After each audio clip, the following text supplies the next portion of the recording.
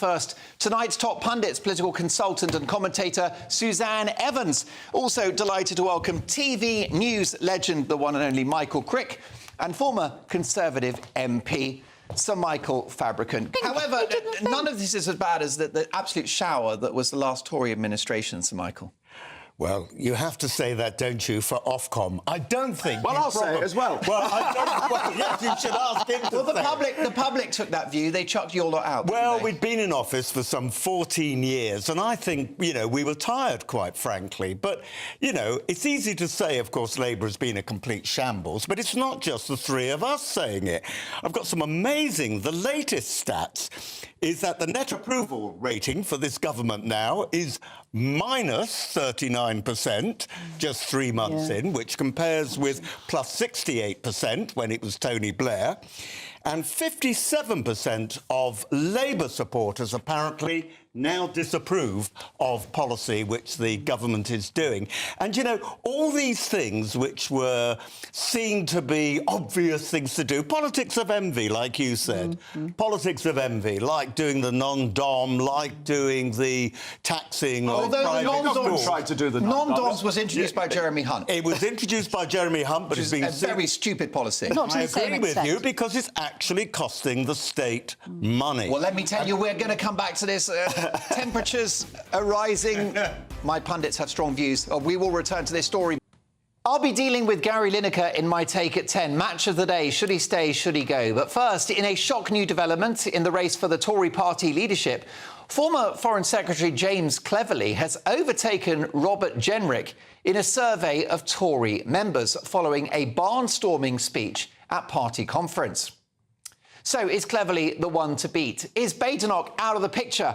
And has Jenrick blown it? Let's get the views of Robert Jenrick's supporter, legendary Brexiteer, Conservative MP Mark Francois. Mark, very good to see you. Did Robert Jenrick flop at conference? No, I was in for both James's speech and Robert's. They both gave very good speeches. They both got partial standing ovations. And it was two good performances. And I've seen this poll today.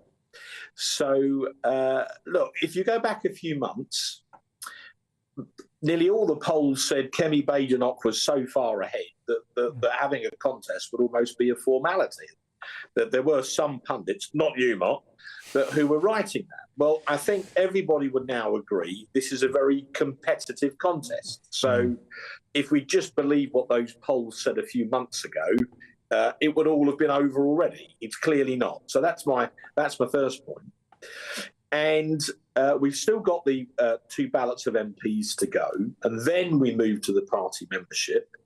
So you cited one poll. I know it's a bit risky to talk about political betting after what happened at the general election, but you know it is worth citing that the bookies have obviously been running odds on this, and the Telegraph today did an amalgam of all the kind of bookies odds, and on that poll of polls of the bookmakers, if I can call it that, Robert Jenrick was very clearly the favourite. So you've got different polls and different measures putting different candidates ahead.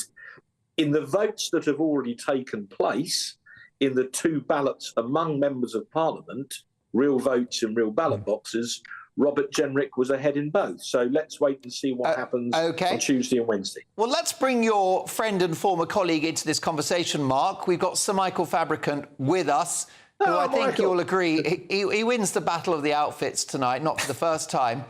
Sir Michael, Robert Jenrick used to be a big David Cameron supporter, very much sort of, you know, on the left of the party. Now he's the Tories' answer to Nigel Farage.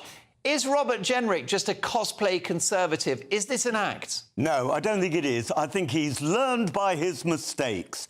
And, you know, it's a lot better, the strength of those people who are firm with their convictions and actually see the error of their ways than people who just stick to an outmoded idea. But, you know, I look at Robert Jenrick, I think I will be supporting him. Tom Tugendhat, I'm going to be prepared to guess, will get into the final two because I think the parliamentary party will want someone on the left, though I think that the general membership of the party will not want someone of the left.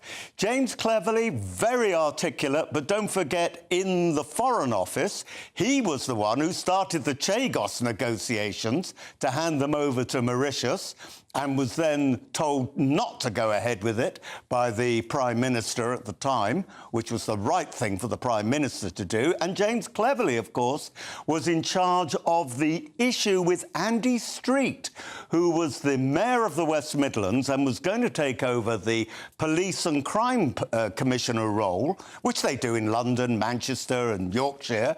And the Home Office made a big mess up. I was going to use another word, but I wouldn't use it on GB News.